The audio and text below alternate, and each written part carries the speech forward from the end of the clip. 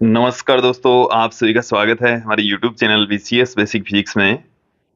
आज की इस वीडियो में हम लैब असिस्टेंट का चौथा वीडियो लेकर आए हैं। इस वीडियो में हम कोणीय संवेग और कोणीय संवेग संरक्षण नियम पर आधारित प्रश्नोत्तर यहाँ पर देखने वाले हैं।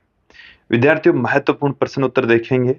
ये जो प्रश्नोत्तर है वो हमने कंपटीशन एग्जाम से लिए हैं, साथ में एनसीईआरटी की जो पाठ्य पुस्तक है वहां से हमने सिलेक्ट किए हैं। एक एक करके हम सभी प्रश्नों को अच्छे से समझेंगे, कॉन्सेप्ट वाइज इनको समझेंगे। विद्यार्थियों, यदि आप हमारे YouTube चैनल पर नए हैं तो चैनल को सब्सक्राइब कर लीजिए, साथ में बेल आइकन भी दबा दीजिए ताकि आपको आगे की वीडियोज के नोटिफिकेशन मिलते रहें। अब इस वीडियो को स्टार्ट करते हैं। सबसे पहले हम बात करते हैं इसका पहला क्वेश्चन। आप यहां पर देखेंगे कि सौर मंडल में उपग्रहों की गति किसका उदाहरण है। कि हम ये जानते हैं कि जो ग्रह हैं वो सूर्य के चारों ओर चक्कर लगाते हैं और उपग्रह ग्रहों के चारों ओर चक्कर लगाते हैं। और केपलर का जो नियम है वो हमें क्या कहता है? केपलर के नियम से केपलर का जो नियम है वो हमें ये कहता है, जो दूसरा नियम है, कौन सा नियम लेकर चल रहे हैं हम? द्वितीय नियम। दूसरा नियम है वो हमें ये कहता है कि d/dt ये बराबर होता है L/2m। ये होता है, यहाँ L कोणीय संवेग है, m ग्रह या उपग्रह का द्रव्यमान है और d/dt इसको हम क्षेत्रीय चाल कहते हैं। तो देखिए, क्षेत्रीय चाल नियत रहती है, क्षेत्रीय चाल नियत रहती है तो L नियत। केपलर का जो नियम है वो ये कहता है कि क्षेत्रीय चाल नियत रहती है और वहां से L/2m भी नियत रहेगा, अर्थात कोणीय संवेग इसमें नियत रहेगा। L भी क्या रहेगा? नियत। L यहां पर क्या है? कोणीय संवेग। तो ग्रह या उपग्रहों की जो चाल होती है, उनकी जो गति होती है, उस दौरान कोणीय संवेग संरक्षण नियम लागू होता है। इसमें ये जो ऑप्शन है वो सही होने वाला है। क्लियर? अगला क्वेश्चन देखें। इसमें हमें कहा गया है कि यदि किसी कण पर लगाया गया बलाघूर्ण शून्य हो तो इसका कोणीय संवेग क्या होगा। देखिए, बलाघूर्ण यहां पर शून्य किया जा रहा है तो कोणीय संवेग के बारे में पूछा है। तो देखिए विद्यार्थियों, क्या होगा, हम ये जानते हैं कि टो वेक्टर बराबर dl वेक्टर अपॉन dt। मतलब कोणीय संवेग में परिवर्तन की जो दर होती है वो बल आघूर्ण के इक्वल होती है, ये हम जानते हैं।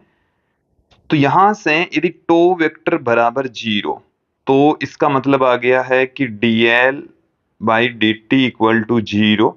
इट मीन्स ये आ गया है l वेक्टर इक्वल टू नियत। मतलब कोणीय संवेग है वो नियत रहेगा, और कोणीय संवेग नियत रहने का मतलब है कि इसका जो परिमाण है वो भी नियत रहेगा और दिशा है वो भी समान रहेगी। दिशा भी क्या रहेगी? समान। यदि ये दोनों नियत रहेंगे तो ही L नियत रहेगा। तत्पश्चात इसमें दिशा भी समान रहेगी, परिमाण भी समान रहेगा। तत्पश्चात इसमें ऑप्शन सी, ए और बी दोनों सही होंगे। अगले क्वेश्चन की ओर बढ़ते हैं। अगला क्वेश्चन देखें।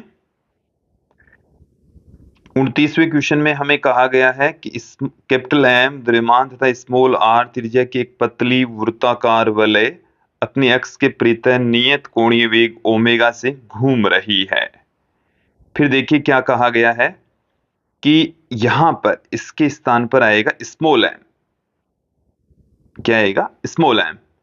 तो स्मॉल m द्रव्यमान के 4 कण वलय के 2 लंबवत व्यासों के विपरीत बिंदुओं पर धीरे से रख दिए जाते हैं।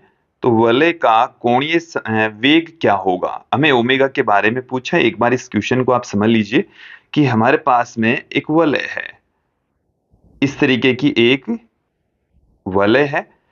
इस वलय का जो द्रव्यमान है वलय का जो द्रव्यमान है वो है कैपिटल एम। वलय का द्रव्यमान कितना है? कैपिटल एम इसका द्रव्यमान है। क्लियर? यह है इस वलय का द्रव्यमान और इसकी जो रेडियस है वो स्मॉल आर है। इसकी रेडियस कितनी है? Small r. ये हमें क्वेश्चन में दिया गया। और इसका जो कोणीय वेग है वो ओमेगा है। तो यहां से इसका प्रारंभिक कोणीय संवेग, प्रारंभिक कोणीय संवेग की बात करूं तो कितना हो जाएगा? प्रारंभिक कोणीय संवेग, प्रारंभिक कोणीय संवेग जिसे हम L से पुट कर दें I इंटू ओमेगा, और I यहां पर हो जाएगा M, capital M, capital M into r square, capital M into r square into omega. ये तो प्रारंभिक कोणीय संवेग हो गया। अब क्या किया गया है कि ये जो इसका जो सेंटर है उसके ये जो कागज है या जो तल है इसके लंबवत अक्ष है उसके रेस्पेक्ट घूर्णन गति कर रहा है। हमने क्या किया है, इसके ऊपर 4 छोटे छोटे पार्टिकल रख दिए और व्यास के लंबवत एक बार देखेंगे कि ये जो वलय है उसमें इस तरीके से ये वलय है और इसके ऊपर 4 पार्टिकल हम रख देंगे इसके व्यास के लंबवत। ये इस तरीके से इसका व्यास है, 2 व्यास हम ले रहे हैं। एक पार्टिकल यहां रखा जा रहा है, दूसरा यहां रखा जा रहा है, तीसरा यहां रखा जा रहा है, चौथा यहां रखा जा रहा है। प्रत्येक का द्रव्यमान स्मॉल m है और जो घूर्णन अक्ष है O, उससे प्रत्येक कण की जो रेडियस है वो अब भी स्मॉल r के इक्वल है। इस स्थिति में हम देख लेते हैं कि इसका कोणीय संवेग या अंतिम कोणीय संवेग, अंतिम कोणीय संवेग, अंतिम कोणीय संवेग, पहले कोणीय संवेग कितना था, अब कोणीय संवेग कितना। अंतिम कोणीय संवेग के लिए मैंने इसको L डैश से पुट कर दिया। अब ये जो L डैश है, अब इनका कोणीय संवेग देखेंगे तो पहले तो वलय का कोणीय संवेग, तो वलय का कोणीय संवेग तो हो जाएगा m into r square plus, देखो जड़त्व आघूर्ण देख रहे हैं, प्रत्येक कण का जड़त्व आघूर्ण 4 कण है, एक कण का द्रव्यमान स्मॉल m, घूर्णनक से दूरी r, तो m इंटू आर स्क्वायर एक पार्टिकल का, तो 4 पार्टिकल का कितना हो गया m into r square into 4, m into r square ये वाला है वलय का। इसका जो कोणीय वेग है उसको हम लिख देते हैं ओमेगा डैश से। कोणीय संवेग संरक्षण नियम क्या कहता है? कोणीय संवेग संरक्षण नियम से, कोणीय संवेग संरक्षण नियम से L और L डैश दोनों बराबर होंगे m into r square plus 4 into m r square बराबर capital M r square omega. हमें यहां से ओमेगा डैश की वैल्यू ज्ञात करनी है। यहाँ ये है ओमेगा डैश, तो ओमेगा डैश दोनों तरफ से आप देखेंगे कि आर स्क्वेयर कैंसिल हो जाएगा, आर स्क्वेयर दोनों तरफ से क्या हो जाएगा? कैंसिल। तो यहाँ पर हमारे पास में ओमेगा डैश की वैल्यू देखिए क्या आ जाएगी, m इंटू ओमेगा बट्टे में m प्लस में 4m, ये हमारे पास में इसकी वैल्यू आ जाएगी ओमेगा डैश की। तो ऑप्शन आप यहाँ पर देखेंगे, सभी ऑप्शन को गौर करके देखिए, तो हमें मिलेगा m इंटू ओमेगा बट्टे में m प्लस 4m। तो ये जो ऑप्शन ए है वो इसमें सही होगा। अगला क्वेश्चन देखें। अगले क्वेश्चन में हमें कहा गया है कि कोणीय संवेग है वो एक सदिश राशि है या अदिश राशि है या ध्रुवीय सदिश है या अक्षीय सदिश है। सदिशों में भी 2 ऑप्शन हमें दे रखे हैं। तो विद्यार्थियों, कोणीय संवेग की जो डायरेक्शन है वो घूर्णन अक्ष के अनुदिश होती है, तत्पश्चात ये एक अक्षीय सदिश होता है। देखिए घूर्णन अक्ष के अनुदिश होती है डायरेक्शन, तो वो अक्षीय सदिश होता है। तो इसमें ए ऑप्शन सही होगा। 31वां क्वेश्चन देखें कि कणों के एक निकाय का कोणीय संवेग संरक्षित रहता है। कब संरक्षित रहेगा? कि यदि निकाय पर कोई बाह्य बल कार्य नहीं करता हो, बाह्य बल काम नहीं करता है तो संवेग संरक्षित रहता है। यदि निकाय पर कोई बाह्य बल आघूर्ण कार्य नहीं करता हो, ये ऑप्शन इसमें सही है। तो क्योंकि आप देख लीजिए, हम ये जानते हैं टो वेक्टर बराबर होता है dl वेक्टर अपॉन dt, ये होता है। और बाह्य बल आघूर्ण जब 0 हो जाता है तो dl vector upon dt equal to 0, तत्पश्चात l वेक्टर इक्वल टू हमारे को नियत मिलेगा, कांस्टेंट मिलेगा। ठीक है, तो l कब नियत रहेगा? जब टो 0 रहेगा, बाह्य बल आघूर्ण 0 रहेगा। तो इसमें ऑप्शन बी इसमें सही होने वाला है। क्लियर? अगला क्वेश्चन देखें कि दो दृढ़ पिंड ए और बी क्रमशः ईए और ईबी घूर्णन गतिज ऊर्जाओं के साथ घूर्णन करते हैं, तो घूर्णन अक्ष के परितः ए और बी के जड़त्व आघूर्ण आई ए और आई बी हैं। यदि आई ए है वो आई बी बट्टे में 4 और ई ए है वो 100 ई बी हो, तो ए का कोणीय संवेग एल ए और बी का कोणीय संवेग एल बी का रेशियो क्या होगा, ये हमें ज्ञात करना है। क्वेश्चन एक बार समझ लीजिए।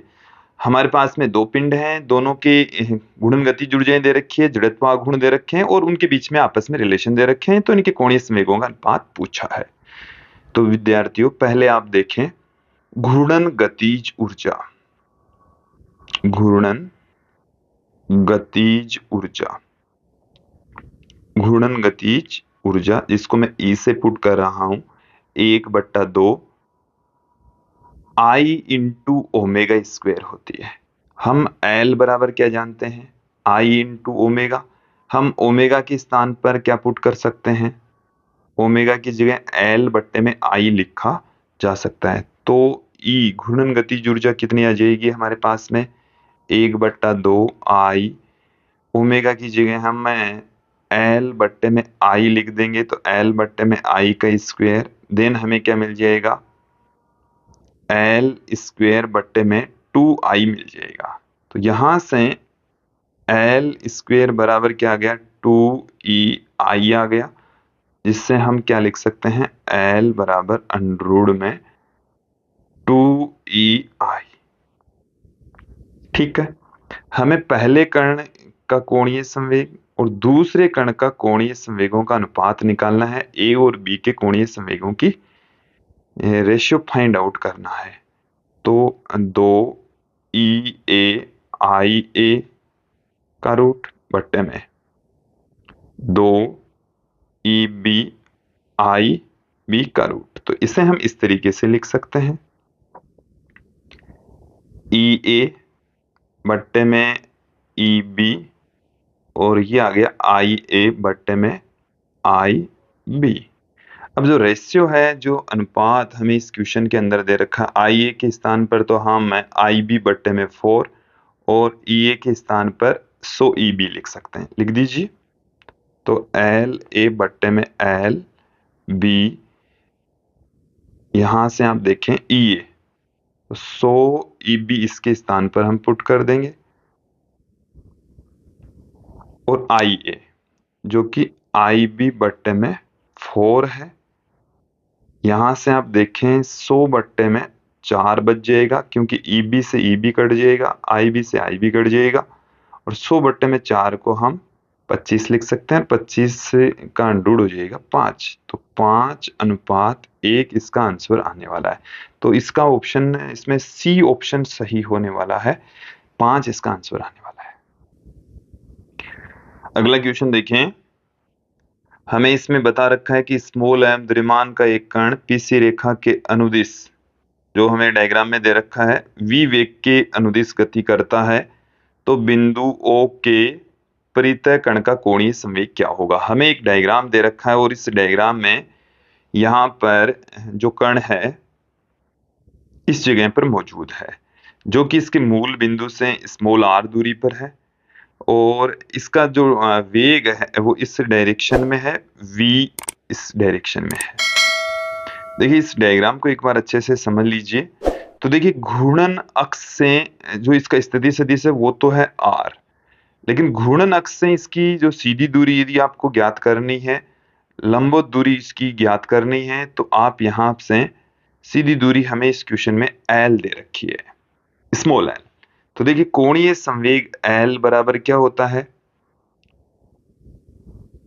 कोणीय संवेग बराबर होता है संवेग, रेखीय संवेग, रेखीय संवेग इनटू में घूर्णन अक्ष से सीधी दूरी, घूर्णन अक्ष से लंबवत दूरी, घूर्णन अक्ष से लंबवत दूरी, लंबवत दूरी। तो रेखीय संवेग तो P और घूर्णन अक्ष से सीधी दूरी है वो है L। P बराबर हम क्या पुट कर देंगे? M into v. तो L बराबर क्या आ गया? MVL आ गया। हम यहाँ पर ऑप्शन देखेंगे, MVL हमें B ऑप्शन में मिल रहा है, तो इसका आंसर B होगा। क्लियर? अगला क्वेश्चन देखें।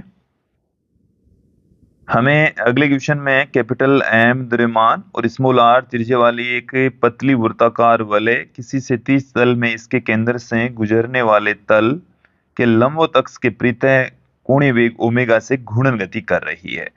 हमें ये कहा गया है कि यदि समान आकार परंतु m बट्टे में 4 द्रव्यमान की एक अन्य वलय पहली वाली वलय के समकक्ष से रख दी जाए तो निकाय का कोणीय वेग क्या होगा? हमारे पास में इस क्वेश्चन को समझ लीजिए कि पहले एक वलय है, पहले हमें क्या दे रखी है? इस तरीके से एक वलय दे रखी है, इस घूर्णन अक्ष के अनुदिश ये घूर्णन गति कर रही है। इसका जो द्रव्यमान है वो है कैपिटल M और इसकी जो रेडियस है वो है कैपिटल R। और क्या करते हैं? इतने ही आकार की लेकिन जो द्रव्यमान है वो चेंज कर देंगे। देखो पहले तो प्रारंभ में जब रखी हुई है तो इसका जो कोणीय है, जो संवेग है वो देखेंगे, फिर इतने ही आकार का मतलब हो गया त्रिज्या की, बट जो द्रव्यमान है वो चेंज हो जाएगा, द्रव्यमान इसका चौथा हिस्सा ही रह जाएगा। वाली वलय इसकी उसी अक्ष पर रख दें तो जो नया कोणीय वेग है वो क्या होगा? निकाय का नया कोणीय वेग क्या होगा? इसके ऊपर ही रखा जा रहा है, पहली वाली वलय पर। ये दोनों वलय हैं वो एक दूसरे से सटाकर रखी गई है। मैंने इसको समझाने के लिए इस तरीके से दिखाया गया है। ठीक है, चलिए कोणीय संवेग संरक्षण नियम से, कोणीय संवेग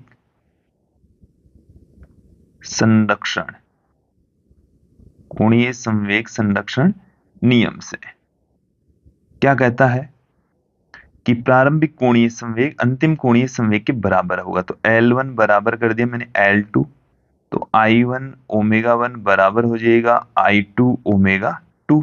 प्रारंभिक कोणीय संवेग तो I1, तो प्रारंभिक जड़त्व आघूर्ण, इस केवल ये एक वलय थी तो 1/2 capital M into R square, ये तो इसका जड़त्व आघूर्ण, ओमेगा 1 जो कि इस क्वेश्चन के अंदर हमें यहां पर ओमेगा दे रखा है, तो यहां पर मैं पुट कर देता हूं ओमेगा, फिर बराबर अंतिम जो कोणीय संवेग है वो क्या हो जाएगा? अंतिम कोणीय संवेग तो इस वलय का जड़त्व आघूर्ण M R स्क्वायर, फिर दूसरी वाली वलय का जड़त्व आघूर्ण 1/2 M बट्टे में 4 इंटू में R स्क्वायर, और कुल मिलाकर अब निकाय का जो कोणीय वेग है वो ओमेगा डेस कर देते हैं। तो ओमेगा डेस बराबर क्या आ जाएगा? तो देखिए इन पूरे सभी पदों में से 1/2 कैंसिल हो रहा है, 1/2, इसके साथ में सभी पदों में से M कैंसिल हो रहा है, साथ में R स्क्वायर भी कैंसिल हो रहा है। तो यहां पर हमारे पास में क्या रह गया? ओमेगा बट्टे में 1 + 1/4, 1 + 1/4, तो ओमेगा बराबर आ गया हमारे पास में ये, तो यहां से 4 ऊपर चला जाएगा, हमारे पास में क्या आ गया है? 4 ऊपर चला जाएगा, 4 ऊपर चला जाएगा तो हमारे पास में ये आ गया 4/5 ओमेगा। क्लियर? तो 4/5 ओमेगा, तो यहाँ पर हमें किसी भी ऑप्शन में ये दिखाई नहीं दे रहा है। यहाँ से इसको मैं चेंज कर देता हूँ, 4/5 ओमेगा इसका ऑप्शन होगा। सी ऑप्शन इसमें सही कर दिया है। अगला क्वेश्चन देखिए कि चिकने फर्श पर नृत्य कर रही एक नर्तकी अपने हाथों को सिकोड़े हुए 20 रेडियन प्रति सेकंड के कोणीय वेग से ऊर्ध्वाधर अक्ष के पृथक घूर्णन कर रही है, और जब वह अपने हाथों को फैला देती है तो घूर्णन चाल घटकर 10 रेडियन प्रति सेकंड रह जाती है। यदि नर्तकी का प्रारंभिक जड़त्व आघूर्ण आई हो तो नया जड़त्व आघूर्ण क्या होगा, यह हमें पूछा है। देखिए, प्रारंभ में इस पूरी घटना के दौरान कोणीय संवेग संरक्षित रहेगा। कोणीय संवेग संरक्षण से, कोणीय संवेग संरक्षण से, कोणीय संवेग संरक्षण का मतलब हो गया कि प्रारंभिक कोणीय संवेग और अंतिम कोणीय संवेग सेम रहेगा। और जब सेम रहता है तो इसको हम I1 इंटू ओमेगा 1 बराबर पुट कर सकते हैं I2 इंटू ओमेगा 2। और इनके जड़त्व आघूर्णों का यदि हम रेशियो यदि ज्ञात करना चाहें, I2 अपॉन I1 यहां से आ जाएगा हमारे पास में ओमेगा 1 अपॉन ओमेगा 2। पहले प्रारंभिक जो जड़त्व आघूर्ण है वो हमें इस क्वेश्चन के अंदर I बता रखा है, तो जो I2 है वो कितना आएगा, देखिए ओमेगा 1 अपॉन ओमेगा 2 इंटू में I1 सबकी वैल्यू पुट कर दीजिए। ओमेगा 1 तो कितना है, ओमेगा 1 ये वाला है, ये ओमेगा 1 है तो 20। ओमेगा 2 कितना है, 10 रेडियन प्रति सेकंड, तो ये 10। फिर I का जो मान है वो I के इक्वल है, एक जीरो से एक जीरो कैंसिल हो जाएगा, तो I2 जो नया जड़त्व आघूर्ण है वो 2I के बराबर होगा। पहले वाला जो जड़त्व आघूर्ण है उसका 2 टाइम्स होगा। इसमें ऑप्शन ए सही होगा। 36वां क्वेश्चन देखें कि एक चकती कोणीय वेग ओमेगा से घूर्णन गति कर रही है, एक बच्चा इस पर धीरे से बैठ जाता है तो संरक्षित रहेगा। तो देखिए, इस प्रकार की घटना में कोणीय संवेग संरक्षित रहता है। यदि घूर्णन गति हो रही है तो प्रारंभिक कोणीय संवेग और अंतिम कोणीय संवेग सेम रहेगा। तत्पश्चात इसमें ऑप्शन डी सही होने वाला है। अगला क्वेश्चन देखें कि बल आघूर्ण आरोपित किए बिना एक पिंड का कोणीय वेग ओमेगा 1 से ओमेगा 2 हो जाता है, परंतु यह परिवर्तन जड़त्व आघूर्ण में परिवर्तन के कारण से होता है, और दोनों स्थितियों में घूर्णन त्रिज्याओं का अनुपात क्या होगा। देखिए, एक बार इस क्वेश्चन को समझ लीजिए। हमें इस क्वेश्चन के अंदर जो पहली लाइन है उसमें यह कहा गया है कि बल आघूर्ण आरोपित किए बिना, इसका मतलब टो यहाँ पर 0 है, और जब टो 0 होता है तो टो बराबर होता है dl अपॉन dt, ये 0 हो जाएगा। और ये जब 0 होगा तो l नियत हो जाएगा। l क्या हो जाएगा, नियत। l नियत होने का मतलब हो गया I इंटू ओमेगा है, ये नियत रहेगा। और I है, इसको हम इस तरीके से लिख सकते हैं m इंटू के स्क्वायर। ये जो k होता है इसको हम घूर्णन त्रिज्या कहते हैं। इस k को क्या कहा जाता है, घूर्णन त्रिज्या इसे कहा जाता है। हमें इस क्वेश्चन के अंदर घूर्णन त्रिज्याओं का अनुपात ही पूछा है, तो देखिए यहां से हम क्या पुट कर सकते हैं, m के स्क्वायर ओमेगा, ये नियत रहेगा। ये जो m है वो चेंज नहीं हो रहा है, तो इस हिसाब से हम ऐसे भी पुट कर सकते हैं m k1 स्क्वायर ओमेगा 1 बराबर m k2 स्क्वायर ओमेगा 2। हमें क्या चाहिए, घूर्णन त्रिज्याओं का अनुपात चाहिए, k1 अपॉन k2 का अनुपात चाहिए। तो k1 का स्क्वायर बट्टे में k2 का स्क्वायर बराबर m से m तो कैंसिल हो जाएगा, ओमेगा 2 अपॉन ओमेगा 1 आ जाएगा। यहां से k1 अपॉन k2 बराबर आ जाएगा अंडरूट में ओमेगा 2 अपॉन ओमेगा 1। तो अंडरूट में देखिए, अंडरूट ओमेगा 2 अनुपात अंडरूट ओमेगा 1, तो ऑप्शन ए इसमें सही होने वाला है। क्लियर। ये जो क्वेश्चन है, अगला जो क्वेश्चन है उसकी थ्योरी, उसको हमने थ्योरी में भी देख लिया था, यहाँ पर भी देख लीजिए कि यदि पृथ्वी की त्रिज्या क्षण भर के लिए सिकुड़कर वर्तमान त्रिज्या की आधी हो जाए तो एक दिन में घंटे होंगे। तो क्या होंगे? मतलब द्रव्यमान चेंज नहीं हो रहा है, केवल त्रिज्या आधी हो रही है। तो देखिए इस घटना में घूर्णन गति के दौरान कोणीय संवेग संरक्षित रहता है, कोणीय संवेग संरक्षण से। कोणीय संवेग संरक्षण का मतलब है कि पहले जब त्रिज्या कैपिटल आर थी तब कोणीय संवेग है L1, फिर अब त्रिज्या हो गई आधी R/2, तब कोणीय संवेग है L2। देखिए कोणीय संवेग क्या होता है, I इंटू ओमेगा, तो I1 ओमेगा 1 बराबर I2 ओमेगा 2। अब I के स्थान पर पृथ्वी की जो जड़त्वाघूर्ण होता है वो कितना होता है, 2/5 m इंटू आर स्क्वेयर। प्रारंभ में जो कोणीय वेग है इसको हम इस तरीके से पुट कर सकते हैं, ऐसे लिख सकते हैं 2π/T1। फिर I2 2/5, द्रव्यमान उतना ही है, लेकिन अब की बार जो रेडियस है वो पहले वाली रेडियस की आधी हो जाएगी और नया जो आवर्तकाल है वो हो गया है T2। ये हमें ज्ञात करना है। देखिए मैंने ओमेगा के स्थान पर 2π/T लिखा है। यहां से देखिए जो राशियां कट पिट रही है उसे काट पीट दीजिए, तो यहां से इधर तो हमारे पास में रह जाएगा, देखिए देखेंगे गौर करके कि इधर तो हमारे पास में रह गया 1/T1 और इधर हमारे पास में आ गया 1/4 T2। तो T2 बराबर क्या आ गया, T1/4। T1 मतलब पहले जो पृथ्वी का जो एक दिन का जो समय है वो 24 घंटे का था, तो 24 घंटे में बट्टे में 4, तो T2 बराबर हमारे पास में आ गया 6 घंटे। कितना आ गया है, 6 घंटे। तो इसमें ऑप्शन ए सही होने वाला है। क्लियर? अगला क्वेश्चन देखें, एक समान भार की एक चकती अपने तल के लंबवत तथा केंद्र से गुजरने वाली अक्ष के परितः नियत कोणीय वेग ओमेगा से घूर्णन गति कर रही है। माना इसका कोणीय संवेग ओमेगा है। पिघली हुई प्लास्टिक की एक बूंद चकती पर गिरकर चिपक जाती है, तो क्या नियत रहेगा? ऐसा क्वेश्चन हमारे पास में पहले भी आया है। घूर्णन गति के दौरान कोणीय संवेग नियत रहता है, तो ओनली L इसमें नियत रहेगा। ऑप्शन सी इसमें सही होने वाला है। अगला जो क्वेश्चन है वो देख लीजिए कि कणों के निकाय का कोणीय संवेग परिवर्तित होता है यदि। कोणीय संवेग कब परिवर्तित होगा?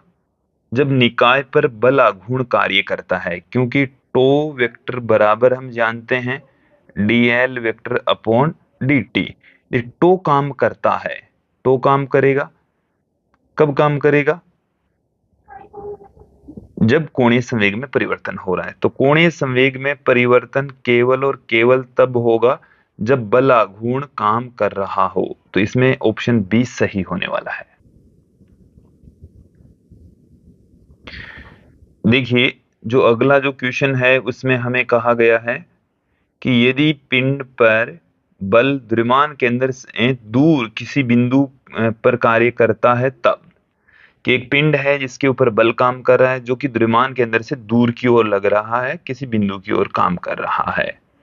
तो यहाँ पर जो बल है वो द्रव्यमान केंद्र पर नहीं लग रहा है, द्रव्यमान केंद्र से दूर लग रहा है, तो यह एक बल आघूर्ण उत्पन्न करेगा। साथ में बल आघूर्ण के कारण से रेखीय त्वरण भी क्रिएट होगा और कोणीय त्वरण भी क्रिएट होगा। तो इसमें दोनों में ही परिवर्तन आ जाएगा, रेखीय त्वरण में और कोणीय त्वरण में, दोनों ही परिवर्तित होंगे। इसमें ऑप्शन सी सही होगा। अगला जो क्वेश्चन है वो देखिए कि एक वस्तु की घूर्णन गतिज ऊर्जा E तथा जड़त्व आघूर्ण I है, तो कोणीय संवेग का फॉर्मूला कौन सा होगा? देखिए गतिज ऊर्जा, घूर्णन गतिज ऊर्जा E बराबर हम जानते हैं 1/2 I इंटू ओमेगा स्क्वायर होता है। हम L बराबर जानते हैं I इंटू ओमेगा, तो ओमेगा बराबर आ गया L बट्टे में I। ये सब वैल्यू यहाँ पर हम पुट कर देते हैं, तो E बराबर हमारे को क्या मिल जाएगा, 1/2 आई इंटू में ओमेगा के स्थान पर हम एल बट्टे में आई पुट कर देंगे, इसका स्क्वायर कर देंगे। तो 1/2, एक आई से एक आई कैंसिल हो जाएगा, एल स्क्वायर बट्टे में आई हमें मिल जाएगा। तो यहां से कोणीय संवेग एल स्क्वायर बराबर क्या आ जाएगा, 2e आई आ जाएगा, और एल बराबर क्या आ गया, अंडर में 2e आई। तो ये वाला फॉर्मूला इसमें सही होगा, ऑप्शन सी इसमें सही होने वाला है। क्लियर। अगला क्वेश्चन देखिए। अगले क्वेश्चन के अंदर हमें स्मॉल एम द्रव्यमान का एक कण किसी तल में त्रिज्या स्मॉल आर के वर्तीय पथ पर घूम रहा है, इसका कोणीय संवेग कैपिटल एल है, कण पर लगने वाले अभिकेंद्रीय बल का मान क्या होगा। देखेंगे आप यहाँ पर अभिकेंद्रीय बल का मान हमें पूछा है, और जो ऑप्शन हमें दे रखे हैं उसी फॉर्म में ज्ञात करना है। देखिए यहाँ पर आप देखेंगे कि जो पार्टिकल है वो वर्तीय पथ पर घूम रहा है, तो कोणीय संवेग हमें एल दे रखा है, तो उसके पदों में लाना है। अभिकेंद्रीय बल F बराबर होता है mv² अपॉन में r। अब यहाँ पर आप देखेंगे कि जो L है कोणीय संवेग वो होता है r क्रॉस p, इसे हम mvr से भी पुट कर सकते हैं, और यहाँ से v बराबर हम क्या पुट कर देंगे, L बट्टे में mr। अब ये जो वैल्यू है v की उठाकर हम f में पुट कर देते हैं, तो f बराबर m बट्टे में r v² मतलब l स्क्वायर बट्टे में m स्क्वायर r²। तो इन सब का स्क्वायर हो जाएगा, तो यहाँ से m से एक m कैंसिल हो जाएगा, l स्क्वायर बट्टे में m इंटू r³ हमें मिल जाएगा। ये हमें मिल जाएगा f का फॉर्मूला सूत्र। हम यहाँ पर ऑप्शन को गौर करके देखते हैं तो हमें एल स्क्वायर बटे में mr³ ऑप्शन डी में मिल रहा है। अगला क्वेश्चन देखें कि रेखीय संवेग के आघूर्ण को कहते हैं, हमने इसकी जो डेफिनेशन है उसमें देखा रेखीय संवेग के आघूर्ण को हम कोणीय संवेग कहते हैं, इसमें ऑप्शन डी सही होने वाला है। अगला जो क्वेश्चन है उसमें देखिए हमें क्या कहा गया है कि एक व्यक्ति घूमते हुए स्टूल पर भुजाएं फैलाए बैठा है और यकायक वह भुजाएं सिकोड़ लेता है, तो क्या होगा। तो देखिए घूर्णन गति कर रहा है, और घूर्णन गति के दौरान कोणीय संवेग संरक्षित रहता है। क्या रहेगा, कोणीय संवेग संरक्षित रहता है। ये कोणीय संवेग संरक्षण का उदाहरण है। क्लियर। तो यहाँ पर एल नियत रहता है, ये बात आपको ध्यान में रखनी है। तो देखिए इसमें ऑप्शन डी में क्या दे रखा है कि कोणीय संवेग बढ़ जाएगा, जबकि कोणीय संवेग क्या रहता है, नियत। तो ये ऑप्शन तो गलत हो गया। अब एल नियत होने का मतलब हो गया कि आई इंटू ओमेगा है, ये नियत रहेगा, और जब अपने हाथों को सिकोड़ लेता है तो त्रिज्या घट जाएगी, आई घट जाता है, आई क्या हो जाता है, कम हो जाता है, घट जाता है। आई घटेगा तो ओमेगा क्या होगा, बढ़ जाएगा। ये सब कुछ है इसमें, एल नियत रहेगा, आई कम हो जाता है जब हाथों को सिकोड़ता है तब, और ओमेगा बढ़ जाता है। अब वो ऑप्शन देखते हैं, कोणीय वेग घट जाता है, तो कोणीय वेग क्या है, बढ़ रहा है, जबकि इसमें क्या कहा गया है कि कोणीय वेग घट जाता है, तो ये ऑप्शन गलत है। फिर उसका जड़त्व आघूर्ण घट जाएगा, ये बात बिल्कुल सही है, जड़त्व आघूर्ण घट जाएगा। कोणीय वेग नियत रहता है, नहीं रहता, कोणीय वेग बढ़ जाता है, तो ऑप्शन इसमें बी सही होने वाला है।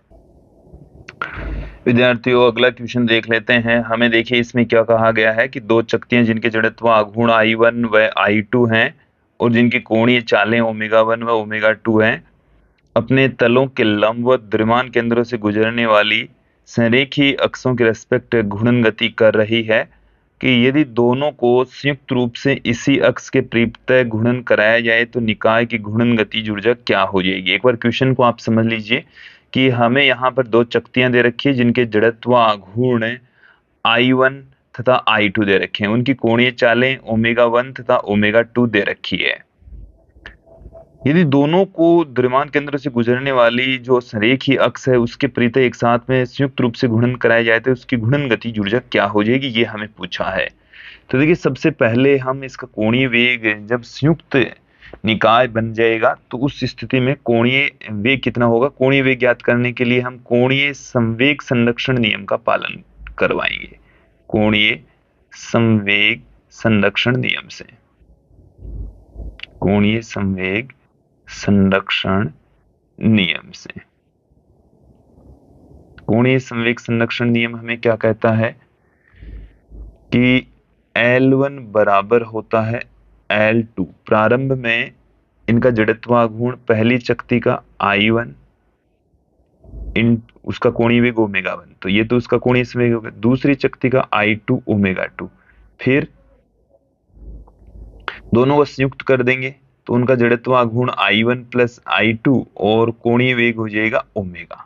तो ये एक हमारे पास में रिलेशन आ गया है, जिससे निकाय का, संयुक्त निकाय का कोणीय संवेग हमें प्राप्त हो जाएगा। संयुक्त निकाय का कोणीय संवेग, कोणीय वेग, कोणीय वेग, तो कोणीय वेग ओमेगा बराबर आ जाएगा I1 omega 1 plus I2 omega 2 बट्टे में I1 plus I2, I1 plus I2, ये आ गया हमारे पास में। अब देखिए घूर्णन गतिज ऊर्जा जो हमें ज्ञात करनी है, घूर्णन गतिज ऊर्जा। घूर्णन गतिज ऊर्जा हमने इस वीडियो में बहुत बार देख ली है, 1/2 I इंटू ओमेगा स्क्वायर। तो यहाँ पर कुल जड़त्वाघूर्ण तो हो गया I1 plus I2 omega square. तो यहां से हम इस ओमेगा की वैल्यू पुट कर देते हैं, तो I1 plus 1/2 I1 plus I2, omega की जो वैल्यू है वो है I1 omega 1 plus I2 omega 2, इसका स्क्वायर करना है बट्टे में I1 प्लस I2 का होल स्क्वायर। जो कुछ कटपिट रहा है उसे हम काट पीट देते हैं, जो शेष रहेगा वही इसका आंसर हो जाएगा। क्लियर? तो देखिए I1 प्लस I2 का नीचे बट्टे में होल स्क्वायर है, यहाँ पर I1 प्लस I2 है, तो 1/2 I1 omega 1 plus I2 omega 2 का होल स्क्वायर बट्टे में क्या है I1 प्लस I2। तो इसमें ऑप्शन सी सही होने वाला है। तो विद्यार्थियों ये था आज का हमारा वीडियो। अगला जो वीडियो होगा उसको भी हम कोणीय संवेग संरक्षण नियम पर ही आधारित कुछ क्वेश्चन और देखेंगे। आप बने रहिए हमारे साथ में लैब असिस्टेंट की तैयारी करने के लिए। आज के इस वीडियो में इतना ही। धन्यवाद दोस्तों।